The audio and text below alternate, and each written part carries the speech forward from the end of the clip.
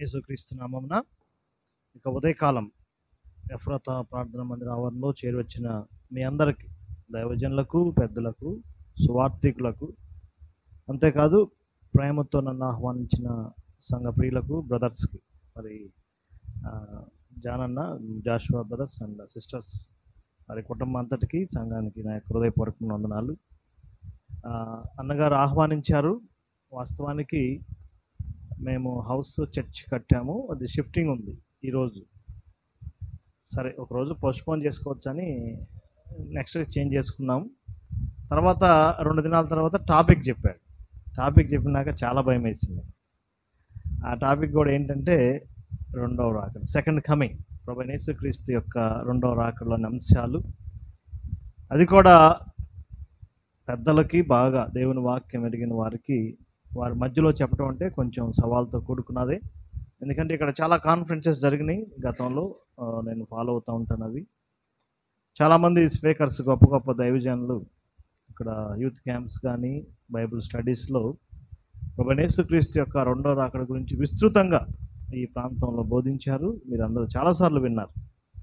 అయినా మరొకసారి ఒక అవగాహన కొరకు ఈ 4 సెషన్స్లో మనం యేసు ప్రభు యొక్క రెండవ రాకడలో ఉన్న కొన్ని ప్రాముఖ్యమైన అంశాలు మనం ధ్యానం చేస్తాం. అంతేగాని ప్రకటన గ్రంథంలో ఉన్న విషయాలు అవి మనం వాటి జోలికి ఇప్పుడు వెళ్ళలేము, ఎందుకంటే అవి చాలా విస్తృతమైనవి, చాలా సమయం తీసుకుంటాయి. కానీ ఒక అవుట్లైన్గా, ఒక అవగాహనగా మనం కలిగి ఉండాలని ప్రభు నన్ను కోరుచున్నాం. 2 వాక్య భాగాలు చదువుకుందాం. అపోస్తలుడైన పేతురు రాసిన 2వ పత్రిక, 1వ అధ్యాయం.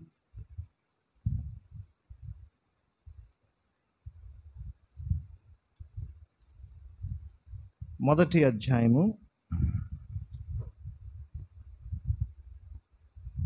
16 నుంచి చదువుతున్నాను. ఏలయనగా చమత్కారముగా కల్పించిన కథలను అనుసరించి మన ప్రభువైన యేసుక్రీస్తు యొక్క శక్తిని, ఆయన రాకడను మేము మీకు తెలుపలేదు, కానీ ఆయన మహాత్యమును మేము కన్నులారా చూచిన వారిమై తెలిపితిమి.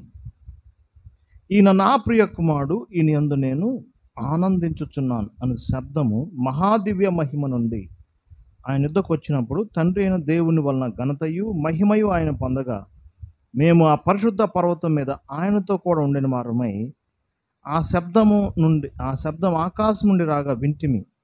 మరియు ఇంతకంటే స్థిరమైన ప్రవచన వాక్యము మనకున్నది. ఆ మాట నోట్ చేసుకోండి. స్థిరమైన ప్రవచన వాక్యము. తెల్లవారి వేకు చుక్క మీ హృదయంలో ఉదయించు వరకు ఆ వాక్యము చీకట గల చోట్లను వెలిగించు దీపమైనట్టుంది. దాని యందు లక్ష్యముంచిన యెడల మీకు మేలు కలుగును. స్థిరమైన ప్రవచన వాక్యం. ప్రకటన గ్రంథంలో 2వ అధ్యాయం 7వ వచనం. ఇదిగో నేను త్వరగా వచ్చుచున్నాను. ఈ గ్రంథంలోని ప్రవచన వాక్యములను గైకొన్నవాడు ధన్యుడు. ప్రవచన వాక్యము.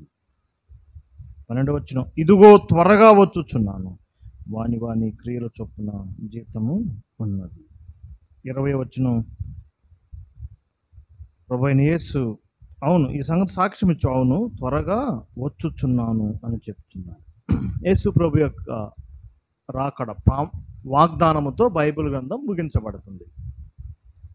ప్రవచనం, జరగబోయే సంగతులు.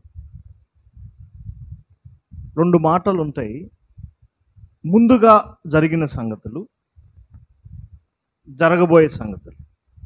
బైబిల్లో ముందుగా జరిగిన సంగతులు అంటే ఏంటి? ఆది కాండంలో ఉన్న విషయాలు, సృష్టి నిర్మాణము, ఆదాము అవ్వలు, వారి యొక్క అంశాలు. దాన్ని ప్రోటాలజీ అంటారు. ప్రోటోస్ అంటే ముందుగా జరిగిన సంగతులు.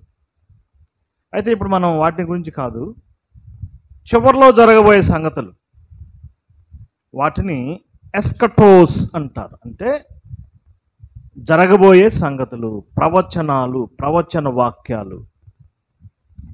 ఈ ప్రపంచంలో ఎన్నో గ్రంథాలు ఉన్నాయి, ఎన్నో మత శాఖలు ఉన్నాయి, ఎన్నో మత గ్రంథాలు ఉన్నాయి, కానీ ప్రవచన వాక్యాలు ఏమీ లేవండి.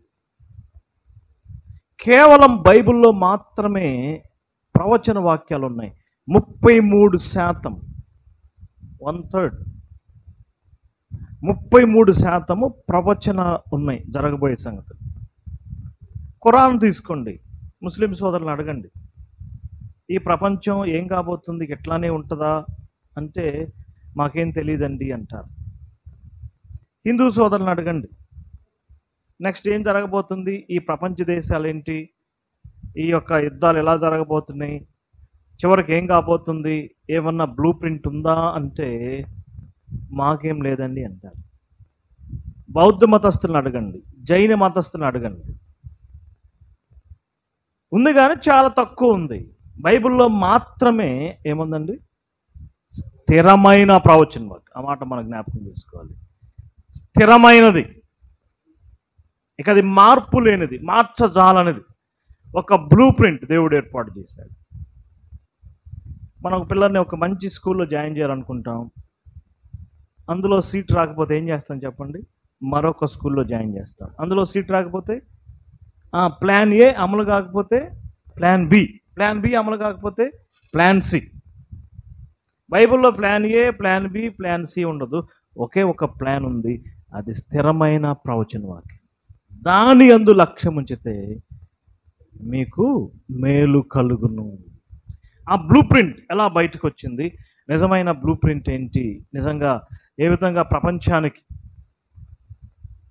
సహోదర ఉద్యమం, బ్రదర్ అండ్ మూమెంట్ ప్రపంచానికి ఆ బ్లూ ప్రింట్ తీసుకొచ్చారు, అది ఎంతవరకు వాస్తవము అని లేఖనాలు మనం ఇప్పుడు పరిచయం చేయబోతున్నాం.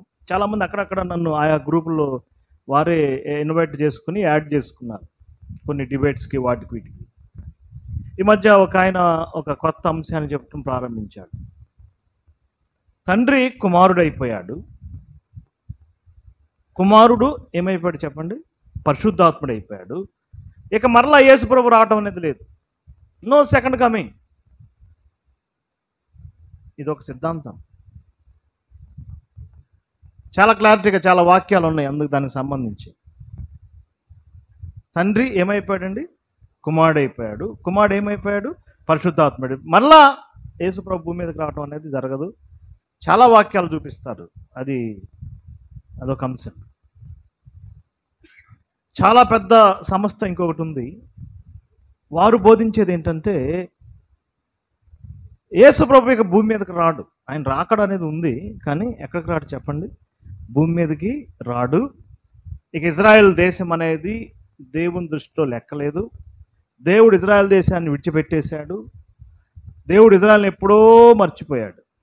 మీరు ఇంకా ఇజ్రాయెల్ గురించి మాట్లాడుకుంటున్నారేంటి? ఆయన ఇజ్రాయెల్ గురించి రాడు కాబట్టి భూమి మీదకి రాడు. ఇది కూడా చాలా ప్రాచుర్యం పొందింది. దీనికి కూడా ఎన్నో కోట్ల మంది నమ్ముతున్నారు. యేసుప్రభు వస్తాడు కానీ ఎక్కడికి రాడు చెప్పండి, భూమి మీదకి రాడు. ఒకళ్ళేమో అసలు యేసుప్రభు రాడు అని అంటారు, ఇంకొకళ్ళేమో యేసుప్రభు భూమి మీదకి రాడు. ఇంకొకరు కొంచెం ముందుకెళ్ళి ఎన్నో జరగాల్సినవి ఉన్నాయి, ఈ ప్రపంచమంతా సువార్త ప్రకటించబడాలి, ప్రతి వ్యక్తికి సువార్త అందాలి, ఇంకెన్నో రకాలైన అనేక సూచనలు జరగాలి, అవన్నీ అయిపోయినాక ఆయన వస్తాడని ఇంకొకళ్ళు చెప్తా ఉంటారు. ఇలాంటి రకరకాలైన ఉన్నాయి, ప్రతి ఒక్కరు వాక్యంలో నుంచి చెప్తారు. కానీ అసలు ఏంటి ఈ యొక్క స్థిరమైన ప్రవచన వాక్యం, ఆ బ్లూ ప్రింట్ మనం ఎలా అర్థం చేసుకోవాలి అనేది మనం జ్ఞాపకం చేస్తున్నాం. 1810 ఆ టైంలో ఇంగ్లాండ్, ఫ్రాన్స్ ఆ దేశాల మధ్య యుద్ధాలు జరుగుతున్నాయి. అప్పటికే మార్టిన్ లూథర్, తర్వాత 16వ శతాబ్దంలో మార్టిన్ లూథర్ గారు, 15-16 శతాబ్దాల్లో జార్జ్ వైట్ఫీల్డ్, తర్వాత జాన్ వెస్లీ గారు, వీళ్ళంతా సువార్త ద్వారా యూరోప్ ఖండాన్ని మార్చారు. వారు కేవలం సువార్తే ప్రకటించేవారు. ఎక్కడ పోయినా ఏం చెప్పేవారండి, సువార్తే. వేల మంది, లక్షల మంది నమ్ముకున్నారు, నిజమైన సువార్తను అంగీకరించారు. నమ్ముకున్న తర్వాత ఎక్కడికి వెళ్ళాలి, ఏం చేయాలి పెద్దగా తెలిసేది కాదు. అప్పటికే సాంప్రదాయక సంఘాలు ఉన్నాయి, లూథరన్స్, బ్యాప్టిస్టులు, రకరకాలైన శాఖలు ఉన్నాయి. 1800 సంవత్సరంకి వచ్చేసరికి ఆ విశ్వాసులు, ఈ గొప్ప భక్తులు గతించిపోయినాక వాళ్ళలో ఒక రకమైన నిస్సత్వ వచ్చింది. ఏదో వెళ్తున్నారు, ప్రార్థనకు వస్తున్నారు, సాంప్రదాయకంగా జరుగుతున్నాయి కానీ నిజమైన ఉద్యమాన్ని అనుభవించలేకపోతున్నారు. కరెక్ట్గా అదే సమయంలో 1810 ఆ టైంలో గొప్ప యుద్ధాలు యూరప్లో చెలరేగినాయి. ప్రతి దేశం ఏదో ఒక యుద్ధంలో ఉంది. ఆ టైంలో భక్తి కలిగిన కొంతమంది యవనస్తులు అసలు బైబిల్ ఏం చెప్తుంది, ఈ యుద్ధాల గురించి, ఈ దేశాల గురించి, ఆయన రాకడనేది ఉంది కదా, ఆయన ఎప్పుడు వస్తాడు ఏంటి అని చదవాలి అనే ఆలోచన కలిగింది. చాలా ఇంట్రెస్టింగ్ ఏంటంటే కరెక్ట్గా 1812 సంవత్సరంలో రాబర్ట్ రేక్స్ అనే ఆయన సండే స్కూల్ మినిస్ట్రీ తయారు చేశాడు. అంటే సండే స్కూల్ పరిచయం స్టార్ట్ చేశాడు. ఏం పేరు అండి? పేరు రాబర్ట్ రేక్స్. ఆ రోడ్ల మీద తిరిగే, జులాయిగా తిరిగే వాళ్ళని తీసుకెళ్ళి వాళ్ళ కొద్దిసేపు వాక్యం చెప్పటం. అప్పుడు వారు 12, 14, 15 సంవత్సరాల వయసు. ఇప్పుడు 1825 సంవత్సరం వచ్చేసింది. వాళ్ళే కొద్దిగా యవనస్తులయ్యారు. వారికి ఆసక్తి కలిగింది. వాక్యం మీద ఎలా చదవాలి, ఇంకా ఎలా నేర్చుకోవాలని ఆసక్తి కలిగింది. కరెక్ట్గా ఇదే టైంలో యాంథోనీ గ్రోవ్స్ అనే ఒక గొప్ప దైవజనుడు, ఆయన స్వతహాగా డెంటిస్ట్ అండి, దంత వైద్యుడు, సువార్త చేయడానికి ఇరాక్కి వెళ్ళాడు, బాగ్దాద్.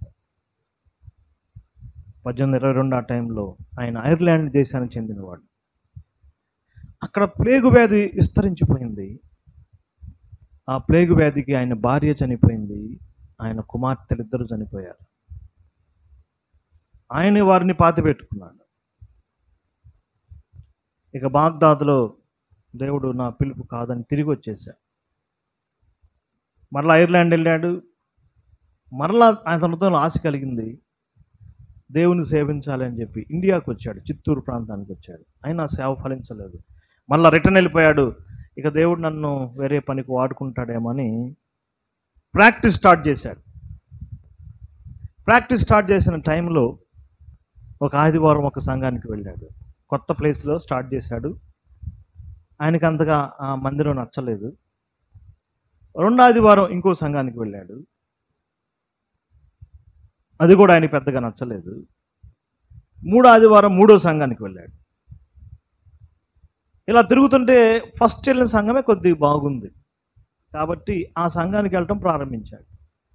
ఆ సంఘ పెద్దలు ఏమన్నారంటే, అయ్యా నువ్వు కొత్తగా ఉన్నావు, డాక్టర్ కదా, నువ్వు మా సంఘంలో సభ్యుడు కావాలంటే నీకు ఒక మెంబర్షిప్ ఫామ్ ఇస్తాం, అది ఫిల్ చేయాలి, కొంత ఫీజు కట్టాలి అంటే ఆయన దాన్ని వ్యతిరేకించాడు. నేను సంఘ సభ్యుడిని ఏంటి అండి, నేను ఆల్రెడీ యేసుక్రీస్తుని నమ్ముకున్నాను, యేసు ప్రభుని అంగీకరించాను, ఆల్రెడీ నేను సంఘ సభ్యుడిని అయిపోయాను, నేను ప్రత్యేకంగా సంఘ సభ్యుడిని ఏంటి అని వ్యతిరేకించాడు. ఇక ఆయన ఎక్కడికి వెళ్లకుండా ఒంటరిగా ఉండటం ప్రారంభించాడు. కరెక్ట్గా అదే టైంలో ఎడ్వర్డ్ క్రానిన్ అనే ఒక యవనస్తుడు మార్కెట్లో కలుసుకోవటం జరిగింది. ఈ స్టోరీ వినాల్సిందే స్నేహితులారా. ఇది దాదాపుగా 200 సంవత్సరాల క్రితం సంగతి. 1825 టైంలో మాటలు కలిసినాయి. మీరు ఎక్కడికి వెళ్తారంటే నేను ఎక్కడికి వెళ్ళట్లేదండి, నేను ఎక్కడికి వెళ్ళట్లేదు. సరే మా ఇంటికి రండి, కొద్దిసేపు మనం బైబిల్ స్టడీ చేసుకుందాం. నాకు నచ్చట్లేదు బ్రదర్, ఈ యొక్క జరుగుతున్న పరిస్థితులు, ఈ సాంప్రదాయక ఆచారాలు నాకు నచ్చట్లేదు, అందుకే నేను ఎక్కడికి వెళ్ళట్లేదు అంటే, సరే నాతో పాటు ఇంకొక అతను తీసుకొస్తానని హచిన్సన్ అనే ఒక యవనస్తుడిని తీసుకొచ్చాడు. మొత్తం ఎంతమంది అండి? 3. వాళ్ళిద్దరూ ఆ సండే స్కూల్లో స్టూడెంట్స్ అన్నమాట. వాళ్ళకు వాక్యం మీద ఆసక్తి కలిగింది కాబట్టి ఈ 3 బ్రదర్స్ ఒక సిస్టర్ ఒక చిన్న రూమ్ అద్దెకు తీసుకుని కొన్ని వారాలు వాక్యం చదవటం ప్రారంభించారు. అంతకుముందున్న కామెంటరీస్, భక్తులు రాసిన పుస్తకాలు ఎన్ని ఉన్నా సరే అవన్నీ పక్కన పెట్టేశారు. బైబిల్ తెచ్చుకోవటం ఆది కాండం నుంచి ప్రకటన గ్రంథం వరకు ఒక్కొక్కటి చదవటం ప్రారంభించారు. 3 పోయి 8 మంది 10 మంది అవుతున్నారు. ఇక ఆ యొక్క బ్రిస్టల్ ఆ పట్టణంలో, ప్రిమోత్ అనే పట్టణంలో మా ఇంట్లో ఈరోజు పెట్టండి, మా ఇంట్లో ఈరోజు పెట్టండి, మా ఇంట్లో ఈరోజు పెట్టండి అని ఆహ్వానాలు వస్తున్నాయి. కాబట్టి ఈవినింగ్ టైం వెళ్ళటం, బ్రదర్ సిస్టర్స్ కూర్చోవటం, వాక్యాన్ని ఏం చేయటం చెప్పండి, డిస్కస్ చేయటం.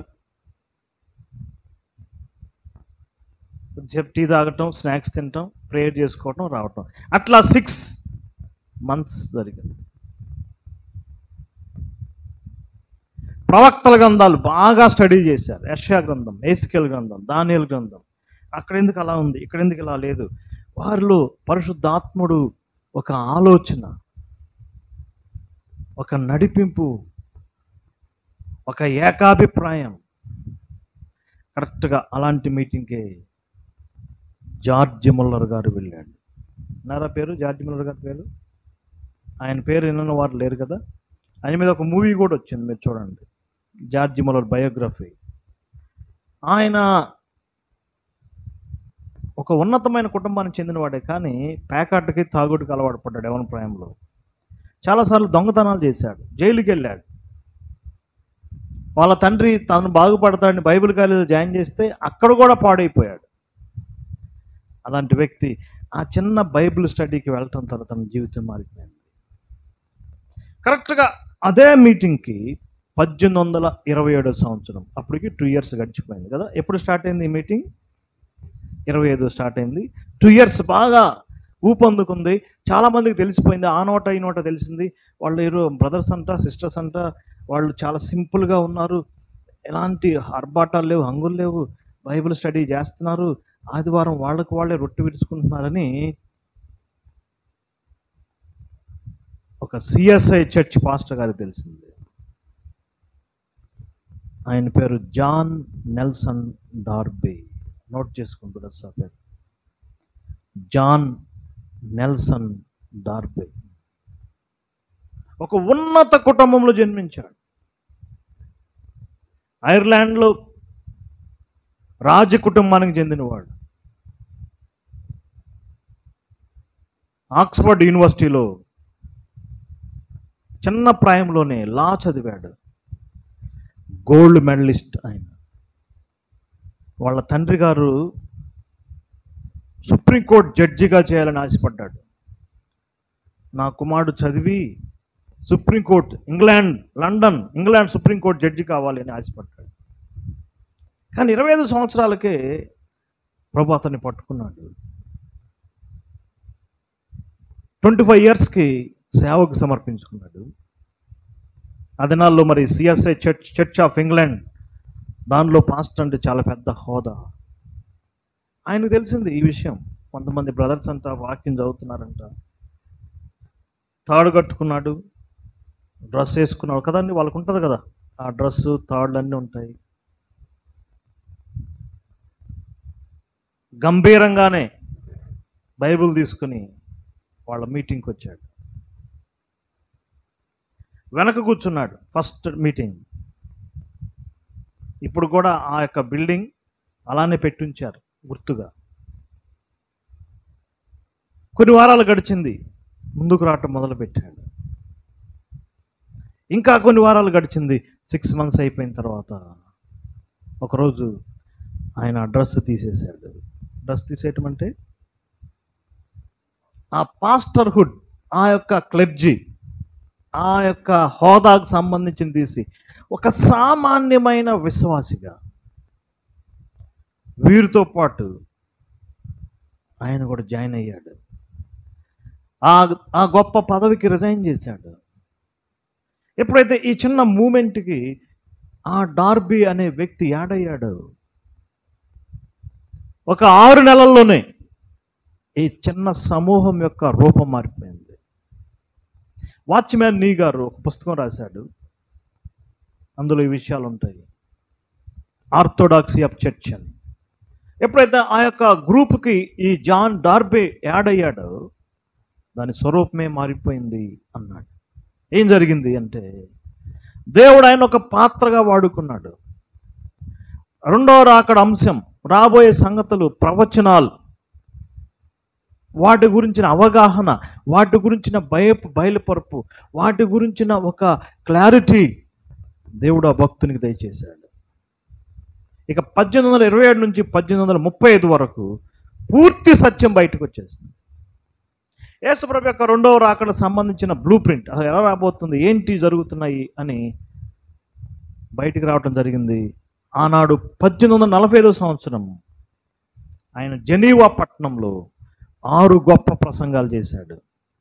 ఎన్ని బ్రదర్? 6 గొప్ప. సంఘం ఎత్తబడటం ఎనీ మూమెంట్. నెక్స్ట్ ఆయన ప్రణాళికలో జరిగేది ఏంటి? ఎనీ మూమెంట్ సంఘం ఎత్తబడింది. శ్రమల కాలం 7 year పీరియడ్. ఆయన భూమి మీదకి రావటం, 1000 ఏండ్ల పరిపాలన, ఒక గొప్ప చార్ట్, ఒక క్లారిటీ తయారు చేయబడింది. ఆ దినాలు ఆయన ఏం చెప్పాడంటే, ఎప్పటికైనా ఇజ్రాయెల్ దేశం ఏర్పడిద్ది. ఏమేర్పడిద్ది? ఇజ్రాయెల్ దేశం ఏర్పడిద్ది. మరలా వాళ్ళు వాళ్ళ దేశానికి వెళ్తారు. యేసు ప్రభు వారి కొరకు యెరూషలేముకు వస్తాడని చెప్తే ప్రజలందరూ ఎగతాళి చేశారు, హేళన చేశారు. ఒక దుర్బోధ చెప్తున్నాడు అన్నారు. మరలా ఎట్లా ఏర్పడిద్దయా ఇజ్రాయెల్ దేశం? ఆయా దేశాలకు వెళ్ళిపోయారు, మళ్ళీ ఎట్లా వెళ్తారు? ఇది జరగదు అని అందరూ హేళన చేశారు. కానీ ఏం జరిగిందో మనకు తెలుసు కదా. ఏం జరిగిందండి? 1948వ సంవత్సరం ఏర్పడింది, ఇజ్రాయెల్ దేశము ఏర్పడింది. ఆనాడు వాళ్ళు ఏం చెప్పారు అదే ఇప్పుడు జరుగుతుంది. ఈనాడు మనం కొత్తగా రెండవ రాకడ అంశాన్ని మనం కొత్తగా ఏమి తయారు చేయట్లేదు, కానీ ఆల్రెడీ భక్తులు చెప్పిన దాన్ని ఒక అవగాహన కొరకు మనం తీసుకోబోతున్నాం. అసలు ఏంటి ఈ యొక్క రెండవ రాకడ అంశంలో ఉన్న ప్రాముఖ్యమైన సంగతులు ఏంటి? అసలు యేసుప్రభు రాకడలో రెండు అంశాలు ఉన్న మాట వాస్తవమేనా? అసలు ఏం జరగబోతుంది? ప్రపంచ పరిస్థితులు ఎలా ఉన్నాయి? బైబిల్కి రెండు కలిసి ఎలా మనం పోల్చుకోవాలి? వీటి మీద ఇప్పుడు మనం ధ్యానం చెప్పి ఒకటి మాత్రం వాస్తవం, స్థిరమైన ప్రవచన వాక్యం కదండి, మార్చలేనిది, మార్పు లేనిది, జరగబోయే బ్లూ ప్రింట్ దేవుడు తన వాక్యంలో ఇచ్చాడు. అందుకే పేతురు గారు అంటున్నాడు, మేము ఆ యొక్క రూపాంతరపు కొండ మీద మా చెవులతో విన్నాం, మా కళ్ళతో మేము చూసాం కదా. ముగ్గురిని తీసుకెళ్ళాడు కదండి కొండ మీదకి. ఎవరెవరిని తీసుకెళ్ళాడు? పేతురు, యోహాను, యాకోబు. మేము విన్నాం, చూసాము. మేము విన్నది చూసిన దానికంటే స్థిరమైనది వాక్యము. వీడియో అంటే చూడటం, ఆడియో అంటే వినటం. ఆడియో కంటే వీడియో కంటే చెప్పండి ఏది శ్రేష్టమైంది? వాక్యం. మన అవగాహన కొరకు ఏదైనా భక్తులు చెప్పింది తెలుసుకోవటం కొరకు ఏదైనా వీడియోస్ తీసి చూసుకుంటాం, కానీ దేవుడు స్క్రీన్స్ ద్వారా మాట్లాడు, స్క్రిప్చర్స్ ద్వారా మాట్లాడతాడు. ఇంతకంటే స్థిరమైన ప్రవచన వాక్యం, ఆ బ్లూ ప్రింట్ ఇప్పుడు మనం తీసుకోవడానికి ప్రయత్నం చేస్తున్నాం. దేవుని వాక్యం ఏ అంశమైన అర్థం కావాలంటే ఒక ప్రాముఖ్యమైన కీ ఒకటి ఉందండి. దాదాపుగా 22 సంవత్సరాల క్రితం ఒకరోజు నేను మా నాన్నగారు ఊరికే అట్లా పండుకున్నాము. మా నాన్నగారు నాతో అన్నాడు ఒక మాట, బైబిల్ అర్థం కావాలంటే 3 విషయాలు అర్థం కావాలమ్మా అన్నాడు. అన్యజనులు, ఇశ్రాయేలీలు, క్రైస్తవులు, 3 గుంపులు ఉన్నాయి. ఎవరెవరు చెప్పండి? అన్యజనులు, ఇశ్రాయేలీలు, క్రైస్తవులు. కోషి మాథ్యూ గారు కూడా సెకండ్ కమింగ్ మీద చాలా బుక్స్ రాశాడు. అందులో ప్రభువైన యేసు రమ్మనే పుస్తకం ఉంటుంది. అందులో ఫస్ట్ చాప్టర్ కూడా ఇదే, ఇశ్రాయేలీలు, అన్యజనులు, ఇశ్రాయేలీలు, క్రైస్తవులు. అట్లానా అనుకున్నాను. నెక్స్ట్ ఇయర్ మారనాథ గుంటూరులో బైబిల్ క్లాసు జరిగినాయి. దైవజనులు జి రాజారావు గారు వాక్యం చెప్పారు. ఆయన కూడా ఇదే మాట చెప్పాడు. ఏ మాట అండి? బైబిల్ అర్థం కావాలంటే 3 గ్రూపులు అర్థం కావాలి. ఎవరెవరు? అన్యజనులు, ఇశ్రాయేలీలు, క్రైస్తవులు. ఆశ్చర్యం వేసింది. ఇక ఆ యొక్క ఇద్దరు దైవజనులు ఆ మాట నన్ను ఆకర్షించింది. నేను ఆ దిశగా స్టడీ చేయడం ప్రారంభించాను. అప్పుడు క్లారిటీగా దేవుని వాక్యం యొక్క ప్రణాళిక అర్థమైంది. అది ఏదైనా సరే, బైబిల్లో ఎంత గొప్ప అంశమైనా సరే అర్థం కావాలంటే ఈ 3 విభజనలు చాలా ప్రాముఖ్యం. అందుకే అపోస్తలుడైన పౌలు తిమోతికి ఒక మంచి సలహా ఇచ్చాడు. అపోస్తలుడైన పౌలు తిమోతికి రాసిన 2వ పత్రిక 2వ అధ్యాయం 15 వచనం. మొదటి పత్రిక 4:13 ఏమన్నాడంటే, నేను వచ్చే వరకు చదవటం నుండి జాగ్రత్తగా ఉండు, బాగా చదువుకో అన్నాడు. 2వ పత్రిక వచ్చేసరికి చదివిన దాన్ని డివైడ్ చేయటం నేర్చుకో. 2:15 ఏముందో చూడండి, సత్యవాక్యములు సరిగా విభజించటం, rightly dividing word of God. అందరూ చెప్పేది వాక్యమే. పిడి సుందర గారు చెప్పేది వాక్యమే, రంజిత్ తోఫీ గారు చెప్పేది వాక్యమే, జాన్వేస్లీ గారు చెప్పేది వాక్యమే, సతీష్ కుమార్ గారు అందరూ చెప్పేది వాక్యమే.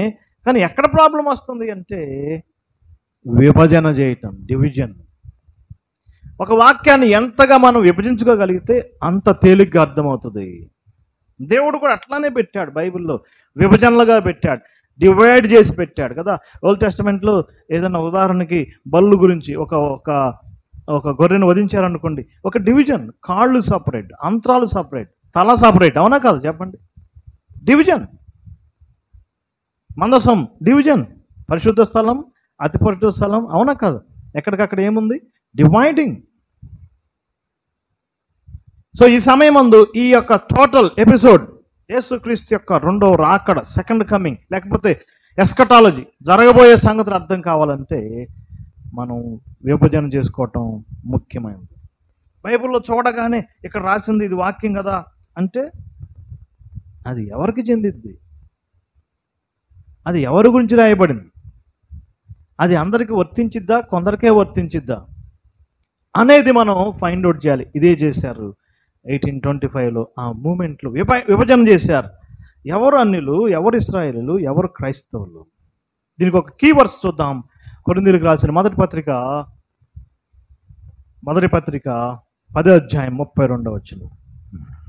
యూదులకైనను గ్రీసు దేశస్తులకైనను దేవుని సంగమునకైనను కదా. కొరింథీయులకు రాసిన మొదటి పత్రిక 10:32 చదువుతారా? యూదులు అంటే ఇశ్రాయేలు ప్రజలు, ఓకే. గ్రీసు దేశస్తులకైనను దేవుని సంఘం. 3 కీ గుంపులు ఈ ప్రపంచంలో ఉన్నాయి. మనం యాక్సెప్ట్ చేసినా చేయకపోయినా, మనం అంగీకరించకపోయినా ఇది వాస్తవం. కన్ఫ్యూజ్ పడొద్దండి. యూదులన్నా, ఇశ్రాయేలీలన్నా, హెబ్రీలన్నా ఒకటే. కొంచెం మార్పు ఉంది కానీ ఒకళ్ళే. ఇశ్రాయేలీలు అంటే వాళ్ళు ఇశ్రాయేల్లో నుంచి వచ్చారు కాబట్టి వాళ్ళు ఏమన్నారు చెప్పండి? ఇశ్రాయేలీలు. యూదులంటే వారి మతం యోధా మతం. హెబ్రీలంటే వారి భాష హెబ్రీ భాష. అపోస్తలుడైన పౌలు ఒక మంచి మాట అన్నాడు, నేను హెబ్రీయుడను, నేను ఇశ్రాయేలీయుడను, నేను యూదుడను. సరిపోయిందా? క్లారిటీ ఉంది కదా. ఆ మాటలు ఎక్కడున్నాయి? ఫిలిప్పీ పత్రికలో ఉన్నాయి. హీబ్రూ ఆఫ్ హీబ్రూస్, హెబ్రీలకు హెబ్రీయుడిని, ఇజ్రాయెల్ ఆఫ్ ఇజ్రాయలైట్స్, ఇస్రాయేల్కి ఇస్రాయేలీయుడిని, తర్వాత యూదుల్లో యూదుని. యూదుడైనా, ఇస్రాయేలీయుడైనా, హెబ్రీయుడైనా ఒకటే. ఆంధ్రావాడు, తెలుగోడు ఏంటి తేడా? ఆంధ్రావాడు అంటే ప్రాంతాన్ని బట్టి ఆంధ్రావాడు, తెలుగోడు అంటే భాషనే బట్టి. 3 గొప్ప గుంపులు దేవుని వాక్యంలో మనం చూస్తున్నాం. ఈ ముగ్గురులో అత్యంత కీలకమైన వారు క్రైస్తవులు. High priority. అన్ని జనులు, ఇశ్రాయేలీలు, మూడోది ఎవరండి? క్రైస్తవులు. ఎందుకు? ఎఫెసీ పత్రిక 1:3-14 బైబిల్ గ్రంథం అంతటికి చాలా శ్రేష్టమైన లేఖన భాగాలు. అసలు దేవుడు ఈ ప్రపంచాన్ని, ఈ సృష్టిని, ఈ విశ్వాన్ని, ఈ ప్రణాళిక వేసింది దాని కొరకే. అన్ని జనుల కొరకు కాదు, ఇశ్రాయేల్ కొరకు కాదు, కానీ ఆయన హార్ట్, ఆయన హృదయంలో, ఆయన సంకల్పంలో ఉన్న ఒక గొప్ప గుంపు ఎవరంటే సంఘం, చర్చ్. సంఘం అనే మాట మీకు అర్థం కావడానికి క్రైస్తవులు అనే మాట అంటున్నాను. ఎందుకంటే అన్యజనులు, ఇశ్రాయేలీలు, క్రైస్తవులు అంటే ట్రూ బిలీవర్స్. అంటే నామకార్థ క్రైస్తవులు అందరూ కలిపి కాదండి, మీకు అర్థం కావటం కొరకు ఆ మాట చెప్పాను. జగత్తు పునాది వేయబడక మునిపే ఒక ప్లాన్ జరిగింది. ఈ మాటలు అపోస్తలుడైన పౌలు జైల్లో నుంచి రాశాడు. బాగా దేవుని కొరకు వాడబడుతున్నాడు. అలాంటి వ్యక్తిని దేవుడు సడన్గా తీసుకెళ్ళి జైల్లో పడేశాడు. మనం ఏం చేస్తాం? జైల్లో పడేస్తే సంఘస్థులకు వాట్సాప్ పెడతాం, ర్యాలీలు చేయండి అంటాం కదా. నన్ను బయటికి తీసుకురావడానికి ఏం చేయండి? జరుగుతుంది కదా ఇప్పుడు. అదే జైలు గదిని ప్రార్థన గదిగా మార్చుకున్నాడు. జైలు గదిని పట్టణశాలగా మార్చుకున్నాడు, జైలు గదిని స్తుతిశాలగా మార్చుకున్నాడు. ఆ ఒంటరిగా జైల్లో ఉన్నప్పుడు దేవుడు ఆయన హృదయాల్ని ఎప్పుడో జగత్తు పునాది వేయబడక మునిపి ఒక గొప్ప మీటింగ్ జరిగింది. ఆ మీటింగ్లో ముగ్గురు ఉన్నారు, తండ్రి, కుమారుడు, పరిశుద్ధాత్ముడు. ఆ ముగ్గురు మధ్య ఏం జరిగింది? వారు ముగ్గురు కలిసి ఏం బ్లూ ప్రింట్ తయారు చేశారు? ఆ ముగ్గురు కలిసి ఏమే నిర్ణయం చేశారనేది క్లుప్తంగా చెప్పాడు 3వ వచనం నుంచి 14వ వచనం వరకు. 3 నుంచి 6 వరకు తండ్రి ప్రణాళిక, 7 నుంచి 12 వరకు కుమారుని యొక్క పని, 13, 14 వచనాలు పరిశుద్ధాత్మ యొక్క ప్రచారం. ప్లాన్ చేసిన వాడు తండ్రి, ఆ డిపార్ట్మెంట్ అయిందే, ఇక అందులో ఎవరు లేరు. ఇక ఆ ప్లాన్ని నెరవేర్చవలసిన వాడు ఎవరు? కుమారుడు. ఆ డిపార్ట్మెంట్ ఎవరిది? ప్రభువైన యేసు. దాన్ని మనకు వివరించేవాడు ఎవరంటే పరిశుద్ధాత్ముడు. అందుకే 3 సార్లు ఆ మాట ఉంటుంది, కీర్తి కలగటానికి. తండ్రికి కీర్తి కలగాలి, కుమారుడికి కీర్తి కలగాలి, పరిశుద్ధాత్మకు కీర్తి కలగాలి. ముగ్గురికి ఈక్వల్ పార్ట్ ఉంది. ఎప్పుడు వేయబడిందండి ఇది? జగత్తు పునాది వేయబడి. ఇక ఆదాము, అబ్రహాము, మోషే, దావీదు, యేసుకేలు వీళ్ళంతా తర్వాత, వాళ్ళందరూ నెక్స్ట్. కానీ అసలు సంఘాన్ని గురించిన ప్లాన్ ఎప్పుడంటే before the foundations of the world. తండ్రి అయిన దేవుడు ఒక ప్లాన్ వేసుకున్నాడు. ఆయన ఎదుట ఎల్లప్పుడూ ఉండటం కొరకు, నిర్దోషులుగాను నిరపరాధులుగా ఉండటం కొరకు ఒక జనాంగాన్ని తయారు చేయాలనుకుని ఎప్పుడో డెసిషన్ అయిపోయింది. యేసుప్రభు యొక్క 2వ రాకడ యొక్క ఉద్దేశం అది. మొదటి రాకడలో ఆ యొక్క ప్రజలను సంపాదించడం, ఆయన 2వ రాకడలో ఆ ప్రజలను తండ్రి యొద్దకు తీసుకువెళ్ళటం. ఇది అసలు సెకండ్ కమింగ్కి గుండెకాయ లాంటిది, హార్ట్ లాంటిది. అర్థమవుతుంది బ్రదర్స్? ఫస్ట్ ఏంటి? ఆ ప్రియనందు ఆయన రక్తం వలన మన పాపాలకు ఏం కలగాలి? క్షమాపణ. సిలువ కార్యం జరగాలి. ఆ సిలువ కార్యం పరిశుద్ధాత్ముడు సువార్త ద్వారా ప్రచురించాలి. 13, 14 వచనాలు. ఆ సువార్తను ప్రజలు వినాలి, ఆయన ఎందుకు విశ్వసించాలి. ఆ విశ్వసించిన వారు ఒక గుంపు అవ్వాలి. ఆ గుంపు ఒకరోజు ఏం కావాలి? తండ్రి దగ్గర ప్రజెంట్ చేయబడాలి. ఇది అసలు 2వ రాకడకి అత్యంత ప్రాముఖ్యమైన అంశం. ఇక కరువులు, భూకంపాలు, యుద్ధాలు, సెకండ్ కమింగ్, 666 ఇదంతా సెకండరీ బ్రదర్స్. మెయిన్ థీమ్ ఏంటి? ఒక గ్రూప్ తయారు కావాలి. కొలస్సీ పత్రిక 1వ అధ్యాయం 17, 18, 19 వచ్చిన పరలోకానికి భూలోకానికి బ్రిడ్జ్ ఏర్పడాలి, సంధి జరగాలి. అది తండ్రి అభిష్టం.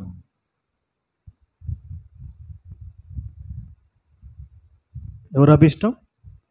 తండ్రి అభిష్టం. దేనికి ఇది సంధి? పరలోకానికి భూలోకానికి సంధి. ఎలా? సిలువ రక్తము ద్వారా. దాని ద్వారా ఏమవుతుంది? గతకాలం మీరు అవిధేయులు, దేవుని దొరస్తారు, ఇప్పుడు ఆయన సన్నిధిని నిరపరాధులు, నిర్దోషులుగా ఉండబోతున్నారు. ఇది జరిగిద్దా జరగదా? ఒకటి జరిగిపోయింది. ఏం జరిగింది? సిలువ కార్యం అయిపోయింది. సిలువ రక్తం చిందించాడా లేదా? యోధా పత్రిక ఆఖరి వచనం, తొట్టిల్లకుండా మిమ్మల్ని కాపాడటకును తన ఎదుట ఆయన నిలబెట్టకు శక్తి గలవాడు. ఒకరోజు ఈ ప్రోగ్రాం జరగబోతుంది. దాని కొరకే ఈ యొక్క ప్రపంచము, విశ్వమంతా చేయబడింది స్నేహితులారా. పరలోకానికి భూలోకం, ఇదే మాట ఎఫెసీ పత్రిక 1వ అధ్యాయం మనం చూస్తున్నాం. అవి పరలోకమందున్నవైనను భూలోకమందున్నవైన. సో ఆయన 2 క్రియేట్ చేశాడు, హెవెన్ అండ్ ఎర్త్.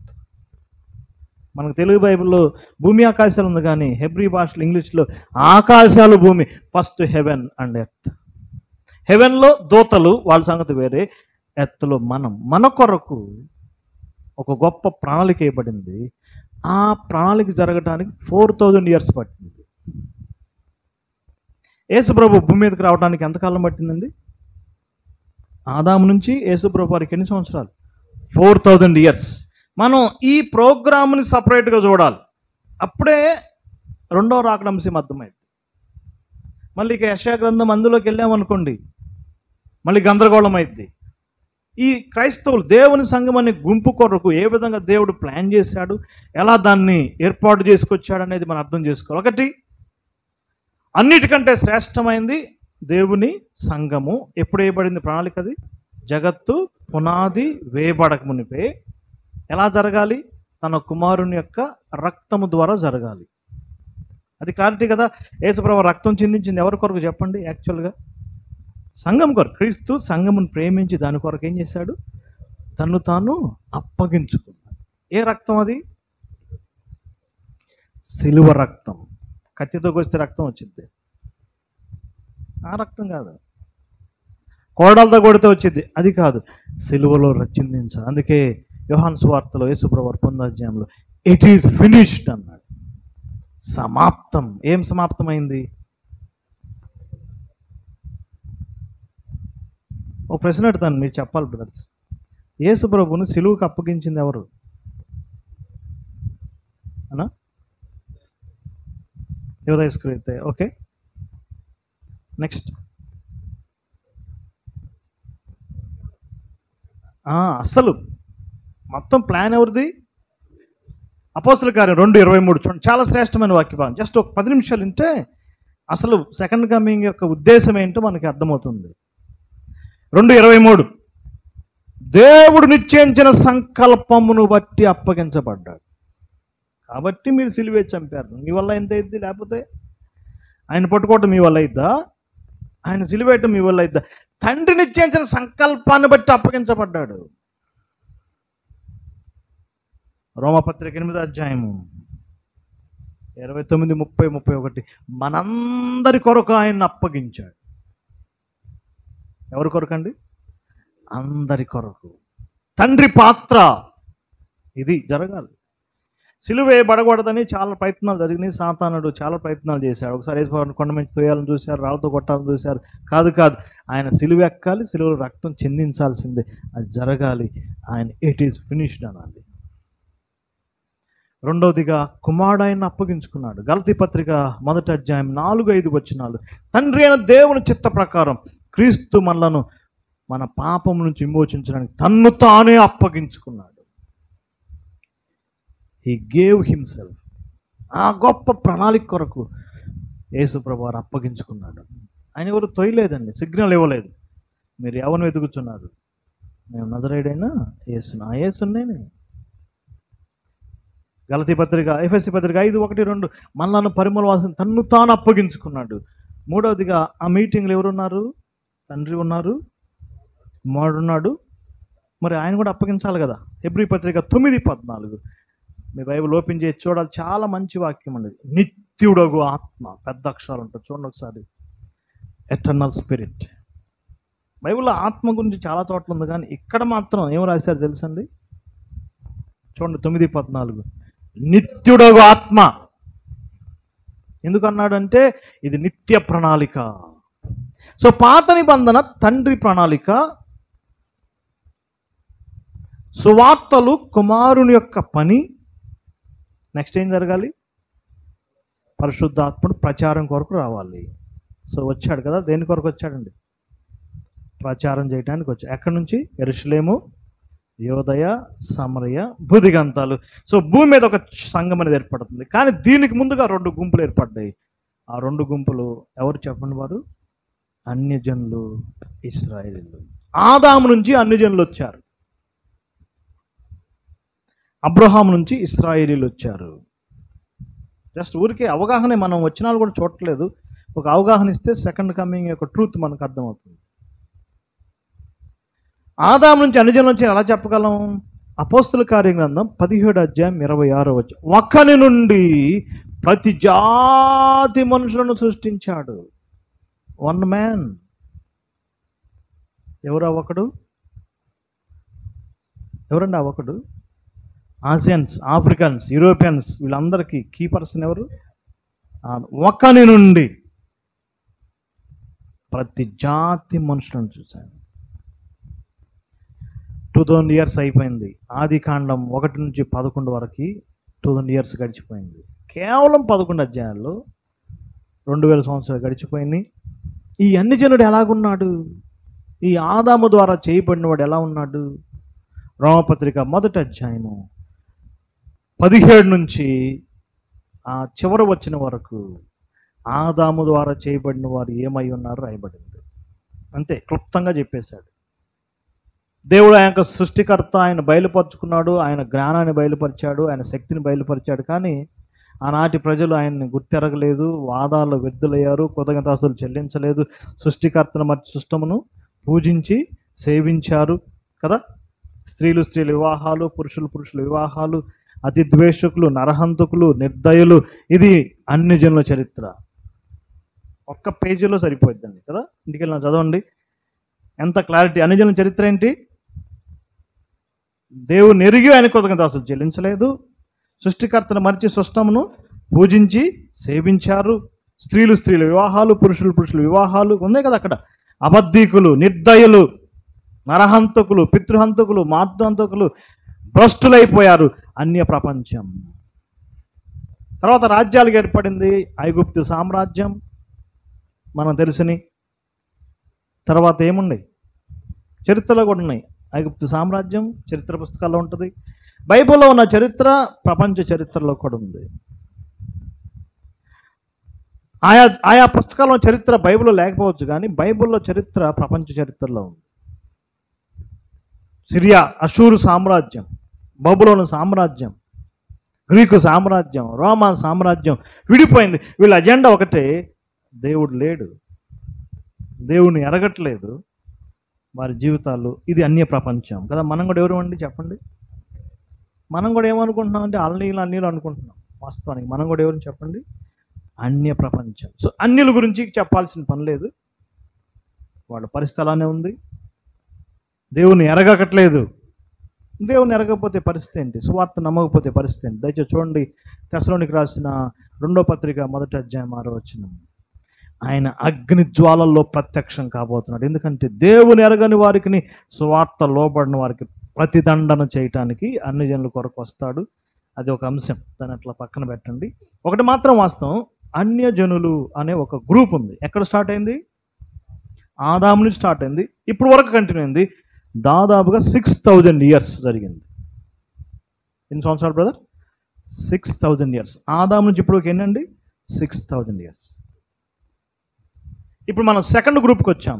దీని మీద మనం ఎక్కువ టైం పెట్టాలి, ఎందుకంటే ఎక్కువ మందికి ఆసక్తి దీని మీదే ఉంటుంది, ఇజ్రాయెల్ మీదే, సంఘం మీద ఉండదు. ఇప్పుడు సెకండ్ కమింగ్ పుస్తకాలు ఏమైనా చదవండి, సంఘం గురించి తక్కువ ఉంటుంది, ఎక్కువ పుస్తకాలు దేని గురించి ఉంటాయి? ఇజ్రాయెల్ గురించి ఉంటాయి.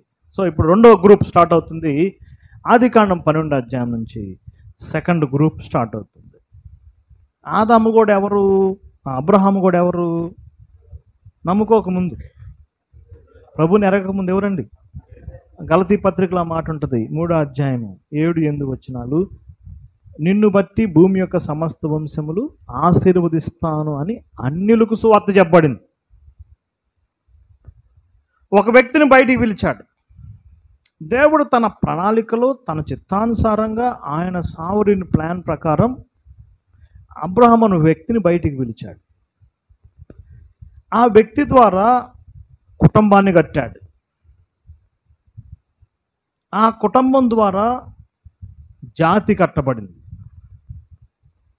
ఆ జాతి ద్వారా ఒక దేశం ఇవ్వబడింది. అంతే, సింపుల్ అండి. ఒక వ్యక్తిని ఎన్నుకున్నాడు. ఎవరైనా? అబ్రహాం దేవురు బ్రదర్? ఊరే. నేను ఒకసారి అనంతపూర్ మీటింగ్కి వెళ్ళి వస్తుంటే టికెట్ కొడుతున్నాడు కండక్టరు. యాడకమ్మంటే ఆమె అంటుంది పక్కన, యాడికి ఒకటి కొట్టండి అంది. ఆ ఊరి పేరేంటి? యాడికి. ఆయన ఏమంటున్నాడు కండక్టరు? యాడికి అన్నాడు. సేమ్ ఇట్లా అబ్రహాం కూడా ఎలా ఉంది? ఊరు. ఇప్పుడు కూడా అబ్రహాం యొక్క ప్లేస్ అదంతా మొత్తం మ్యూజియంగా పెట్టారు. సౌత్ ఇరాక్లో ఉంటుంది. అది వాస్తవం. ఒక వ్యక్తిని సపరేట్ పరిచాడు. ఎందుకోసం అంటే ఒకటే ఎజెండా. భూమి యొక్క సమస్త వంశాలు ఏం కావాలి? ఆశీర్వదించబడాలి. ఈ అన్య ప్రపంచం, చెడిపోయిన అన్య ప్రపంచం, దేవుని ఎరుగై కృతజ్ఞతాస్తుతులు చెల్లించని అన్య ప్రపంచం, సృష్టికర్తను మర్చి సృష్టం పూజించే అన్య ప్రపంచం, దేవుని మహిమను మార్చేశారు కదా. అబ్రహాం కూడా ఆయన వృత్తి ఏంటండి? ఆయన వృత్తి ఆయన కూడా అదే మాట చెప్పండి. దేవుని మహిమను జంతువులు, పక్షులు, పరుగుల్లోకి మారుస్తున్నాడు. అదే కదా రోమపత్రిక 1వ అధ్యాయం. క్షయమయ దేవుని మహిమను అక్షమయంగా మారుస్తున్నాడు. అందుకే అపోస్తలుల కార్యం 7:2 ఒక మాట ఉంటుంది, మహిమగల దేవుడు ప్రత్యక్షమయ్యాను. ఎంత ఆశ్చర్యం అండి. సత్యవంతుడైన దేవుడు అనే మాట రాయబడలేదు, పరిశుద్ధుడైన దేవుడు అనే మాటలు ఏం రాయబడింది తెలుసా బ్రదర్స్? మహిమగల దేవుడు ప్రత్యక్షమయ్యాను. నా మహిమను మార్చేస్తావా? నేను మహిమ కలిగిన దేవుడిని, నువ్వు అక్కడో చాలు. నాకు నిన్ను బట్టి భూమి యొక్క సమస్తం ఏం చేస్తాను? ఆశీర్వదిస్తాను. ప్రతి ఒక్కరూ ఆశీర్వదించబడాలంటే దేవుడు ఒక వ్యక్తిని ఎన్నుకున్నాడు. ఆ వ్యక్తి పేరేంటి? అబ్రహాం. అబ్రహాం కుటుంబం, ఆదికాండం కుటుంబాల చరిత్ర. కుటుంబాలన్నీ ఒక జాతి అవుతుంది. నిర్గమాకాండం, ద్వితీయోపదేశకాండం జాతి చరిత్ర. ఇక యెహోషువ నుంచి మలాకీ వరకు దేశ చరిత్ర. సో మొదటి 2000 సంవత్సరాలు జనరల్గా జరిగిపోయినాయి. చూసి చూడనట్టున్నాడు. ఉంది కదా అపోస్తలుల కార్యం 17:30. ఆ కాలం దేవుడు, ఏ కాలం? ఆదికాండం 1 నుంచి 11 వరకు. కానీ అబ్రహాం ఏర్పాటు చేసిన దగ్గర నుంచి దేవుడు ఒక ప్రణాళికబద్ధంగా వచ్చాడు. ఆ సంతానంలో నుంచి రక్షకుడు జన్మించాడు. సో ఇశ్రాయేలు జాతి యేసు ప్రభు కొరకు, యేసు ప్రభుని లోకానికి తేవటానికి, పరిచయం చేయడానికి దేవుడు ఆ జాతిని ఉపయోగించుకున్నాడు. మనం అంతవరకే దాన్ని చూడాలి స్నేహితులారా. కానీ నాటి క్రైస్తవ ప్రపంచం ఎక్కువ అన్ని శాఖలు ఏంటంటే ఓల్డ్ టెస్టమెంట్లో ఉన్న ఆ ఇజ్రాయేల్కి సంబంధించిన అన్నీ తీసుకుని అవి మనకు అనుకుని భ్రమపడిపోతున్నారు. అర్థమవుతుందండి బ్రదర్స్? ఎక్కడ ప్రాబ్లం వచ్చిందంటే బైబిల్ అంతా ఒకటే కదా, అంత మన గురించే కదా అనుకుంటున్నాం. కానీ దేవుడు థర్డ్ గ్రూప్ ఇంకా స్టార్ట్ చేయలేదు. థర్డ్ గ్రూప్ స్టార్ట్ కావడానికి ఇశ్రాయేలు జాతిని ఏం చేశాడు చెప్పండి? ఉపయోగించుకున్నాడు. ఆ జాతికి ఒక ప్రత్యేకమైన అంశాలు ఇచ్చాడు. ద్వితీయోపదేశకాండం 7:14 చూడండి. 7:14 సమస్త జనుల కంటే నీవు ఎక్కువగా ఆశీర్వదించబడదవు. ఎవరికి వాగ్దానం? సమస్త జనుల కంటే నీవు ఎక్కువగా. అందరూ ఆశీర్వదించబడతారు. ఎక్కువగా ఎవరు ఆశీర్వదించబడుతున్నారు చెప్పండి? ఇప్పటికీ చెప్పండి బ్రదర్స్. అందం వాళ్ళదే, ఆరోగ్యం వాళ్ళదే, ఐశ్వర్యం వాళ్ళదే, అన్నీ మొత్తం అన్నిటిలో ఇప్పటికి కూడా క్రైస్తవులు కాదు. మనమేమో ఇక్కడెక్కడ చిన్న చిన్న చర్చెస్లో చిన్న చిన్న సేవ చేసుకుంటా సైకిల్ మీద అటు ఇటు పోయి ఏదో దేవుని కొరకు ఉన్నాం. కానీ వాళ్ళ పరిస్థితి అలా ఉండదు. అన్ని విషయాల్లో ఎలా ఉన్నాడు చెప్పండి? ఆశీర్వదించబడ్డారు. ఆ ఇశ్రాయేలు జాతి కొరకు దేవుడు రాజ్యము అనేది వాగ్దానం చేశాడు. అది నోట్ చేసుకోవాలి, చాలా ప్రాముఖ్యమైనది. అందుకే రాజు ఏర్పడటం, సౌలు, దావీదు ఏర్పడటం, రాజ్యం ఏర్పడటం, కీర్తనలు, చాలా కీర్తనలు ఉన్నాయి కదా. ఆ రాజ్యం అనే మాట ఎవరికి సంబంధించింది? ఈ మాట అర్థం కావాల్సిందే. కీర్తనలు ఉన్నాయి కదా, యెహోవా రాజ్యము చేయుచున్నాడు, జనములు వేయించేయుచున్నవి. ఎవరి గురించి అది? ఆ ఓల్డ్ టెస్టమెంట్ అంతా అసలు ఏం చదివినా ఆ రాసే గ్రంథకర్తలు వాళ్ళ మైండ్లో అంత ఎవరి గురించి ఉన్నారు చెప్పండి? ఇశ్రాయేలు గురించే. యెషయా గ్రంథం 9:6 ఏలయనగా మనకు శిశువు పుట్టాను, మనకు కుమారుడు అనుగ్రహం, ఆయన భుజముల మీద రాజ్యభారముండు. మత్తయి సువార్త 2 యూదులకు రాజుగా పుట్టినవాడు ఎక్కడున్నాడు? అపోస్తలుల కార్యం 1:7 యేసు ప్రభువు వెళ్ళిపోతుంటే శిష్యులు అడుగుతున్నాడు, ఇశ్రాయేలుకు మరలా రాజ్యం ఎప్పుడు ఇస్తావు ప్రభువా? క్రైస్తవులు కన్ఫ్యూజ్ అయిపోతున్నారు. సంఘము రాజ్యం కాదు స్నేహితులారా. రాజ్యం అనే కాన్సెప్ట్ ఎవరికి సంబంధించింది? ఇశ్రాయేలుకే. అందుకే యేసు ప్రభువు వారు శిలువ మీద ఉన్నప్పుడు ఇశ్రాయేలు రాజు అని పెట్టారు, కింగ్. అందుకే మీరు గమనించండి, పత్రికల్లో ఎక్కడ యేసు ప్రభు రాజుగా చెప్పబడలేదు, ప్రభువుగా చెప్పబడింది. తేడా ఉంది. ఇదే కాదంటారు చర్చ్ ఆఫ్ క్రైస్ట్ సోదరులు, పీడి సుందర గ్రూప్ వాళ్ళు. దాన్ని ఇప్పుడు మనం చేంజ్ అయిపోతుంది, జాగ్రత్తగా వినాలి ఇప్పుడు. సో దేవుడు ఒక జాతిని ఏర్పాటు చేశాడు, వారికి ఒక దేశం ఇచ్చాడు కదా. ఆ దేశం కూడా ఎక్కడుంది? ప్రపంచం సెంటర్లో ఉంది కదా. ఇజ్రాయెల్ దేశం ఎక్కడుందండి? సెంటర్లో ఉంది. వారికి ఆశీర్వాదాలు ఇచ్చాడు, వారికి శ్రమలు ఎక్కువ పెట్టాడు. ఇది కూడా చాలా ఇంపార్టెంట్ విషయం. ఈ శ్రమలు కూడా సంఘం కోసం కాదు, ఇజ్రాయెల్ కొరకే. ద్వితీయోపదేశకాండం 28వ అధ్యాయం చాలా మందికి ఇష్టమైన అధ్యాయం అండి. దినకరన్ గారు ప్రేయర్ టవర్కి మనం ఏమన్నా లెటర్ రాసామంటే వాళ్ళు ఫస్ట్ వాళ్ళు ఏమంటారంటే, మీకు ఏదైనా సమస్యలు ఉంటే మా ప్రేయర్ టవర్కి రాయండి, ఒక కవర్ పెట్టండి, మా పవర్ ఏంటో చూపిస్తామంటారు కదా బ్రదర్స్. ఏమంటారు? ఒక కవర్ పెట్టండి, చూస్తారు ఆ పోస్ట్ దాంట్లో కవర్ ఉందా లేదు చూస్తారు. కవర్ లేకపోతే పక్కన పడేస్తారు. అందులో కవర్ ఉందనుకోండి, ఒక వాగ్దానం పెట్టి పంపిస్తాడు. ఎక్కడికి పెట్టి పంపిస్తాడు? ఎక్కడే పెట్టి? ద్వితీయోపదేశకాండం 28. నువ్వు అప్పిస్తావు కానీ, ఎంత బాగుందండి ఆ వాక్యం. నువ్వు పైవాడుగా ఉంటావు కానీ కిందవాడుగా ఉండవు, నువ్వు తలగా ఉంటావు కానీ. ఇప్పుడు చూసారు ఆ వాక్యాలు అయ్యే ఉంటాయి. అదే అధ్యాయంలో 28వ అధ్యాయం 63 వచ్చిన హార్ట్ పేషెంట్లు మాత్రం ఆ వాక్యం చూడొద్దు దయచేసి. మిగిలిన వాళ్ళు చూడండి దయచేసి. చదువుతారు బ్రదర్. కాబట్టి మీకు మేలు చేయొచ్చు,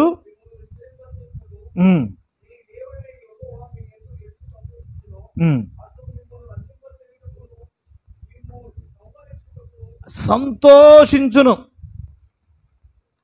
మిమ్మల్ని డెవలప్ చేయటం సంతోషం, మిమ్మల్ని లేపేయటం కూడా సంతోషం. అంతేకాదు అంటున్నాడు దేవుడు. ఏమంటున్నాడండి? మళ్ళీ చదవండి బ్రదర్. అందుకే చెప్పాను కదా, ఎప్పుడన్నా ఈ వాగ్దానం చూసారా బైబిల్లో? మళ్ళీ చదవండి బ్రదర్ ఒకసారి.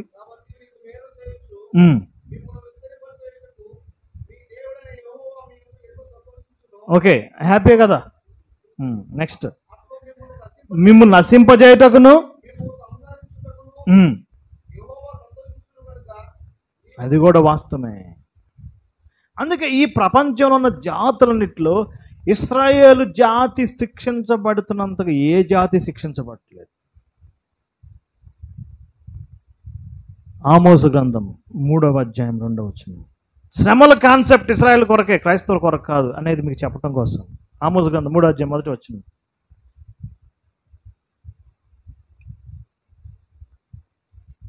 ఆమోసు 3:1 చదవండి త్వరగా.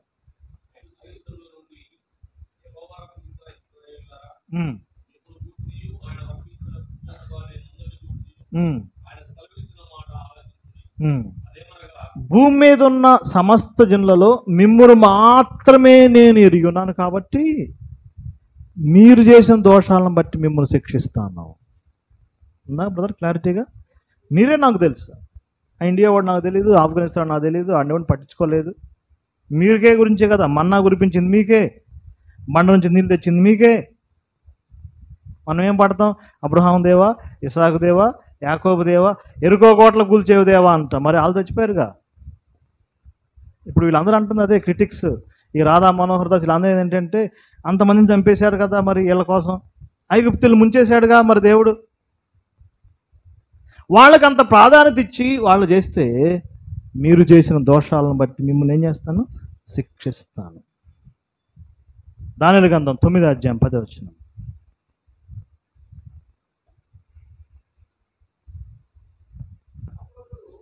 9:12 బ్రదర్. యెరూషలేములో జరిగిన కీడు మరి ఏ దేశంలో జరగలేదు. ఈ ప్రపంచ సెంటర్ గ్లోబ్ యెరూషలేం అంటే ఏంటండి? షాలేం అంటే ఏంటి? సమాధానం. కానీ ఆ పట్టణం జరిగినంత రక్తపాతం, అక్కడ జరిగిన యుద్ధాలు ఇప్పుడు కూడా ప్రపంచంలో ఎక్కడ జరగలేదు. స్టిల్ ఇప్పుడు కూడా ఏం జరుగుతుంది? ఈ మూమెంట్ ఇజ్రాయెల్ దేశంలో చెప్పరేంటండి? యుద్ధం జరుగుతుంది. నిన్న 14 మంది ఇజ్రాయెల్ సైనికులు చనిపోయారు. ప్రపంచం అంతా కాముగా ఉంది, అక్కడ మాత్రం సంక్షోభం ఉంది. శ్రమలు ఇశ్రాయేలు ప్రజల కొరకే. శ్రమల కాలము, శ్రమలు అనే కాన్సెప్ట్ ఎంటైర్లీ వారి కొరకే స్నేహితులు. దేవుడు వారిని తన వైపు తిప్పుకోవటం కొరకు డిసిప్లినరీ యాక్ట్ అంటారు దాన్ని కదా. తండ్రి మాట వినకపోతే ఏం చేస్తాడు? కుమారుడిని శిక్షిస్తాడు. అదే చెప్పబడింది అనమాట. సో అన్యజనులేమో భ్రష్టులైపోయి తిరుగుతున్నారు. వాళ్ళకి ఒకటే పనిష్మెంట్, రేపు అగ్నిజ్వాలలో యేసుప్రభు ప్రత్యక్షం అవుతాడు. దేవుని ఎరగని వారికి, సువార్తకు లోబడని వారికి ఏం చేస్తాడండి? ప్రతిదండన చేస్తాడు. మరి ఇజ్రాయెల్ పట్ల ఏంటి ఆయన ప్రణాళిక? వారికి ఏమి ఇస్తాడు? ఇందాక మనం చెప్పుకున్నాం కదా, రాజ్యం ఇస్తాడు. అది జరగాల్సిందే. ఇప్పుడు కొంచెం మనం జాగ్రత్తగా వినాలి.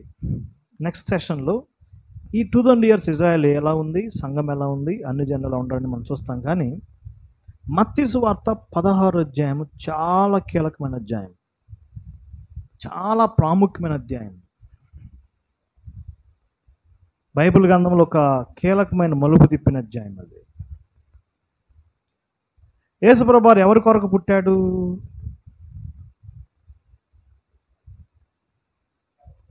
మనం చెప్పుకున్నాం కదా నాకు, ఎవరి కొరకు అండి? ఇశ్రాయేలు కొరకే. ఆయన పుట్టింది మాత్రం ఇశ్రాయేలు కొరకే, చనిపోయింది మాత్రం అందరి కొరకు. ఇది బైబిల్లో చాలా స్పష్టంగా చెప్పబడింది. ఒక రకంగా చెప్పాలంటే క్రిస్టమస్ ఎవరికి? ఇజ్రాయెల్కి. గుడ్ ఫ్రైడే ఎవరికి? అది వాస్తవం. చూడండి, చెక్ చేద్దాం. ఇవి చిన్న విషయాలే కానీ చాలా ప్రాముఖ్యమైనవి. దయచేసి యేసుప్రభు ఎక్కడ పుట్టాడని రాసినా ఇజ్రాయెల్ కొరకు అని రాయబడింది. ఒక్క చోట కూడా అన్ని జనుల కొరకు పుట్టాడని ఎక్కడ రాయబడలేదండి. చూడండి, అపోస్తల కార్య గ్రంథం 13వ అధ్యాయం 23వ వచనం. అతని సంతానం నుండి దేవుడు తన వాగ్దానం చొప్పున ఇశ్రాయేలు కొరకు రక్షకుడగు యేసును పుట్టించాను. ఎవరి కొరకు బ్రదర్? ఆ మాట నోట్ చేసుకోండి. ఇశ్రాయేలు కొరకు రక్షకుడగు యేసును పుట్టించాను. అపోస్తల కార్య గ్రంథం 3వ అధ్యాయం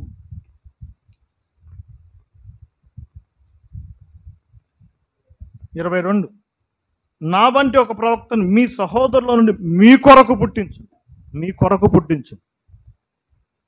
కొరకు అంటే ఎవరు? పేతురు ఇశ్రాయేలుతో మాట్లాడుతుంది పైన. 9:6 యెషయా, ఎలా అనగా మనకు శిశువు పుట్టింది. మనకంటే ఎవరికండి? యెషయా చదువుతున్నాం కానీ అక్కడ ఒక లిమిట్ పెట్టబడింది. మనకంటే ఎవరు? వాళ్ళు ఇశ్రాయేలు ప్రజలు, యూదులకు రాజుగా పుట్టినవాడు. మత్తయి సువార్త 2:5, ఇశ్రాయేలు ప్రజల పరిపాలించు అధిపతి నీలో నుండి వచ్చును. ఇశ్రాయేలు కొరకు తన యాకోబు వంశస్థులను ఏలును. మీరు గమనించండి బ్రదర్, సివి మళ్ళీ మార్చకూడదు.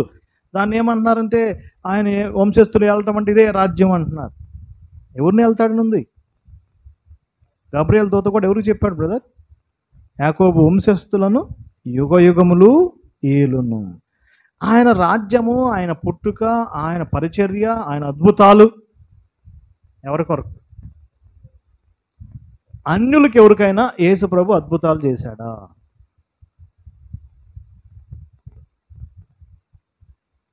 ఒక 10 minutes అయిపోతుంది సెషన్. అంతా మనం దేవుని సేవలు ఉన్నాం కాబట్టి అడుగుతున్నాను, ఇంపార్టెంట్ అంశాలు కాబట్టి అంతే. ఇవి తెలియకే గందరగోళం అవుతున్నాం. పేతురు అతను బాగు చేశాడు కదా. ఒక ఆయన అంటున్నాడు పేతురు మేనత్త లేకపోతే పిల్లనిచ్చిన తల్లి అంటున్నాడండి. ఎవరైతే మనకెందుకు బ్రదర్? ఇట్లా ఉంటాయి సమస్యలు. ఎవరైతే మనకెందుకు? ఇశ్రాయేలు జాతి కొరకు అద్భుతాలు చేశాడు. ఇద్దరికి అన్యులకు చేశాడు. ఆ అన్యులకు కూడా ఇంటికి వెళ్లకుండా చేశాడు. ఇశ్రాయేలు ఇంటికి వెళ్ళాడు, వాళ్ళ ఇళ్లలోకి వెళ్ళాడు, వాళ్ళ ఇళ్లలో భోజనాలు చేశాడు. కనాను స్త్రీ కుమార్తె వెళ్ళాడా? చెప్పండి బ్రదర్స్, వెళ్ళాడా? చెప్పండి. వెళ్ళాడు. శతాధిపతి దాసుడు వెళ్ళాడా? ఎందుకంటే ఇంకా టైం స్టార్ట్ కాలేదు. ఇంకా ఎవరి టైము? ఇజ్రాయెల్ టైమే. అందుకే ఆ కనాను స్త్రీతో అన్నాడు, నేను నశించిన ఇజ్రాయెల్ యుద్ధకే వచ్చాను. ఇది పట్టుకున్న ఆర్ఎస్ఎస్ వాళ్ళు. యేసు ప్రభు వచ్చింది ఎవరి కోసం? ఉంది కదా అక్కడ ఆ మాట. చెప్పండి బ్రదర్స్, ఉందా లేదా? ఎందుకు ఆ మాట చెప్తున్నారు అంటున్నారు ఒకడు. 10వ అధ్యాయం చూడండి మళ్ళీ, మత్తయి సువార్త 10వ అధ్యాయం 15:15 ఇది ఉంటుంది. నశించిన ఇజ్రాయేల్ యుద్ధకి వచ్చాను, మరి ఎవరి యుద్ధకు రాలేదు. 10వ అధ్యాయంలో శిష్యులను పంపిస్తూ మీరు నశించిన ఇజ్రాయేల్ యుద్ధకే వెళ్ళండి, మరి ఎవరి దగ్గరికి వెళ్ళొద్దు. మరి నంది కొట్టుకోలు ఎందుకు చెప్తున్నాం వాక్యం మనం? యేసుప్రభు శిష్యులకు ఏం చెప్పాడు చెప్పండి అక్కడ బ్రదర్? అదే 10వ అధ్యాయం చదవండి. 10వ అధ్యాయం నేను అంటాను, 10వ అధ్యాయం గురించి. మత్తయి సువార్త 10వ అధ్యాయం బ్రదర్. ఇశ్రాయేలు వంశం యుద్ధకే వెళ్ళండి, అన్యుల యుద్ధకు వెళ్ళొద్దు. ఉచితంగా పొందితిరి, ఉచితంగా ఇవ్వండి. కుంటి వాళ్ళు లేస్తున్నారు, కుష్ఠరోగులు శుద్ధిలో అవుతున్నారు. ఈ బ్యానర్ పెడతారు వెనక, కుంటివారు శుద్ధిలో అవుతున్నారు, కుష్ఠరోగులు పెడతారు. కింద ఏముంటుందంటే ఉచితంగా పొందితిరి, ఉచితంగా, అది మాత్రం పెట్టరు. పెడతారా? మన పెంతుకోస్తు సోదరులు ఏం పెడతారు? రోగులు శుద్ధులు అవుతున్నారు. యేసుప్రభువు వారి సిలువకు ముందు ఆయన చేసిందంతా, ఆయన అద్భుతాలు, ఆయన పరిచర్య, ఆయన బోధంతా ఇశ్రాయేలు జాతి కొరకే స్నేహితులారా. అందుకే రోమపత్రిక 15వ అధ్యాయం ఆ మాట ఉంటుంది, 4-5 వచనాలు. క్రీస్తు సున్నతి గల వారికి పరిచారకుడు ఆయను, వాళ్ళకే పరిచర్య చేశాడు, అన్ని జనులు కాదు. అన్ని జనులు ఆయన పట్టించుకోలేదు. ఇప్పుడు 16వ అధ్యాయంకి వచ్చాము. ఒకరోజు శిష్యులను తీసుకెళ్ళి అడిగాడు, కొండ మీదకి దూరం వెళ్ళిపోయాడు, ఇజ్రాయెల్ దేశం బోర్డర్లోకి వెళ్ళాడు. నా గురించి జనులు ఏమనుకుంటున్నారు? నువ్వు ఎప్పుడు ఏడుస్తూ ఉంటావయ్యా ఇర్మియా అనుకుంటున్నారు. యేసుప్రభు ఆయన జీవితంలో ఎప్పుడు నవ్వలేదంటండి, నవ్వించలేదంటే ఎవరిని. కాబట్టి ఏమన్నారు? ఇర్మియా, ఏలియా ప్రవక్త.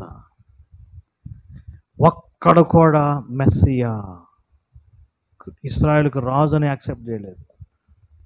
సరే మీరేమనుకుంటున్నారు? మేము మాత్రం నమ్ముతున్నాం. నువ్వు ఎవరివి? మెస్సయ్యవు. ఓకే, ఆ ప్రోగ్రాం పక్కన పెట్టేయండి. ఇక ఒక కొత్త ప్రోగ్రాం స్టార్ట్ చేయబోతున్నాను. 18 వచనం, సంఘమును కడతాను.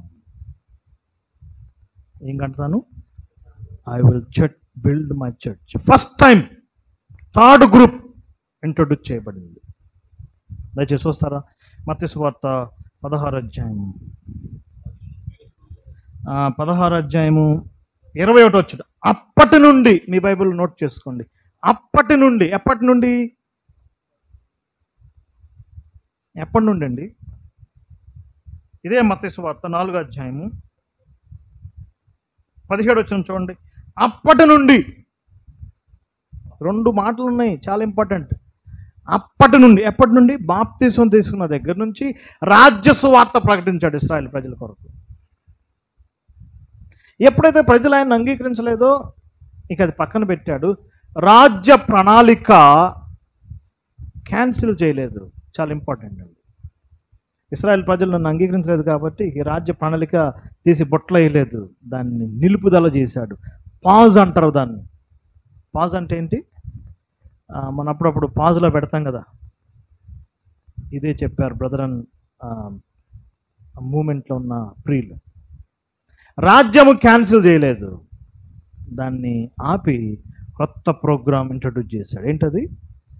చర్చ్. దాని కొరకు ఏం కావాలి చూడండి, 21వ వచనం నుంచి. అప్పటి నుండి ఆయన సిలువే పడతానని చెప్తున్నాడు. అప్పుడు దాకా సిలువ గురించి చెప్పలేదండి ఆయన. సంఘం ఏర్పడాలంటే ఏం కావాలి బ్రదర్? చెప్పండి, ఏం కావాలి? సిలువలే. సిలువ లేకుండా ఏం లేదండి. ఎప్పుడు అనౌన్స్మెంట్ అయింది? చర్చ్ అనౌన్స్మెంట్ అయింది.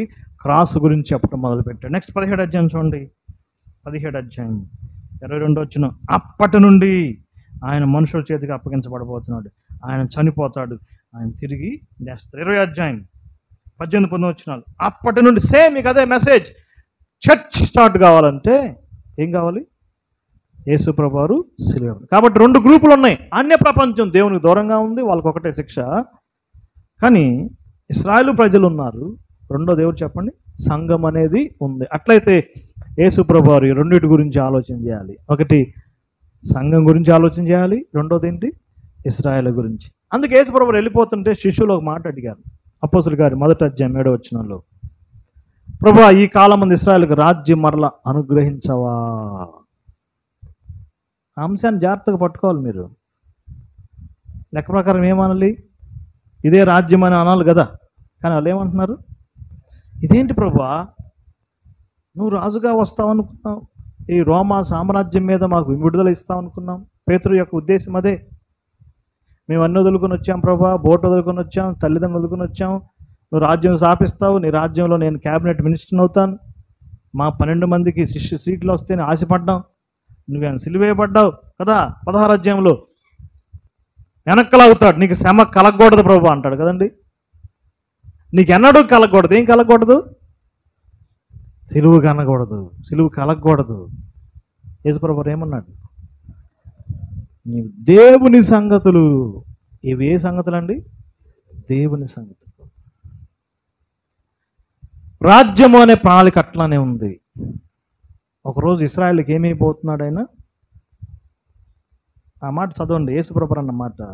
అది తండ్రి తన స్వాధీనం ఉంచుకున్నాడు, అది తెలుసుకున్నట్టు మీ పని కాదు. మీ పని ఏంటి? రాజ్యం కాదు. మీ పని సువార్త చెప్పటం, మీ పని సంఘం కట్టడం. ఈ 2000 సంవత్సరాలుగా భూమి మీద ఉన్న 3వ గ్రూప్ ఏంటంటే బ్రదర్, చర్చ్. ఎక్కడుంది? యెరూషలేము, యోదయ, సమరయ, బూదిగంతాలు. సంఘం అంటే ఎవరు చెప్పండి అన్న, ఇది మాత్రం తెలుసుకోవాలి. హెబ్రోను సోదరులు అంటారు మేమే సంఘం అంటారు. హైదరాబాద్లో చాలా కష్టం వాళ్ళతో మాట్లాడాలంటే. ఒక సుపీరియర్గా ఫీల్ అవుతారు, మిగిలిన వాళ్ళు ఏమో ఒక పురుగుల్లాగా ఉంటారు వాళ్ళ దృష్టిలో. పెంతుకోస్తు సోదరులు కూడా సేమ్ అంతే. ఎవరికి వాళ్ళు ఎక్కడికి వెళ్తాం అనుకుంటారు చెప్పండి. ఎల్ఈఎఫ్ సోదరులు అయితే ఇంకా టఫ్ వాళ్ళతో. రేపు యేసుప్రభు వచ్చినప్పుడు అంట వాళ్ళ సంఘం ముందంజలో ఉంటుందంట. ఎక్కడ ఉంటుందన్న? ముందంజలో ఉంటుందంట. రకరకాలుగా బోధిస్తున్నారు. కానీ ట్రూ చర్చ్, యేసుప్రభుని నిజ రక్షకుడిగా అంగీకరించిన ప్రతి విశ్వాసి సార్వత్రిక సంఘంలో సభ్యుడై ఉన్నాడు. హెబ్రోన్లో ఉన్నారు, బ్రదరన్లో ఉన్నారు, పెంతెకోస్తులో ఉన్నారు, లోదనంలో ఉన్నారు, Baptist, true believers in every denomination. ఇదే సార్వత్రిక సంఘం, ఇది చర్చ్. ప్రస్తుతం సంఘ ప్రణాళిక కొనసాగుతుంది. ఇశ్రాయేలుకి ఇంకా రాజ్య ప్రణాళిక ఏంటండి? ఏమైంది? ఆ మాట చెప్పండి చాలు, మనం క్లోజ్ చేద్దాం. రాజ్య ప్రణాళిక క్యాన్సిల్ చేయబడలేదు. ఏమైంది? నిలుపుదలలో పెట్టబడింది. నెక్స్ట్ మరి ఇజ్రాయెల్కి ఏం జరిగింది? 2000 years. సంఘంకి ఏం జరిగింది? అసలు యోహాను సువార్త 13-14 అధ్యాయాలు శిష్యులకి ప్రభువారు ఏం చెప్పాడు? ఒలీవ కొండ మీద శిష్యులకి ప్రభువారు ఏం చెప్పాడు? ఈ రెండింటిని మనం తేడా చూస్తాం. ఒకటి మాత్రం వాస్తవం, అన్యజనులు ఎక్కడి నుంచి వచ్చారండి? ఆదాము నుంచి వచ్చారు. ఎన్ని సంవత్సరాలు? 6000 years ఇప్పుడు వరకు అన్యజనుల ప్రపంచం. ఇశ్రాయేలు ఎవరి నుంచి వచ్చారు? అబ్రహాము నుంచి వచ్చారు. ఎన్ని సంవత్సరాలు ఇప్పుడు వరకు? 4000 years. సంఘం ఎవరిలో నుంచి వచ్చింది? ప్రభు అయిన యేసుక్రీస్తు. ఎన్ని సంవత్సరాలు? 2000 years. సంఘం స్టార్ట్ కావాలంటే యేసుప్రభు ఏం చేయాలి? రాజ్యం స్థాపించడానికి యేసుప్రభు సిలువేయబడాల్సిన పని లేదు. వాళ్ళు యాక్సెప్ట్ చేస్తుంటే, రాజుగా అంగీకరించుంటే రాజ్యం ఇచ్చేవాడే. కానీ వారు ఆయన నిరాకరించారు, జీవాధిపతిని చంపారు, నరహంతకుని కోరుకున్నారు, ఆయన సిలువేయబడ్డాడు. కానీ సిలువేయబడాలనేది ఎప్పుడు ప్రణాళిక? జగత్తు పునాది వేయబడక ముందే. సో నెక్స్ట్ ఏం జరిగింది అనేది మనం అర్థం చేసుకోవాలి. రాజ్యము అనేది ఎప్పుడొచ్చినా ఎవరికి సంబంధించింది? ఇశ్రాయేల్. శ్రమలు ఇజ్రాయెల్కి సంబంధించింది, ఇజ్రాయెల్కి సంబంధించింది. మరి మనకున్న శ్రమలు ఏంటి? అవన్నీ చూద్దాం. దేవుడి వాక్యాన్ని దీవించును గాక.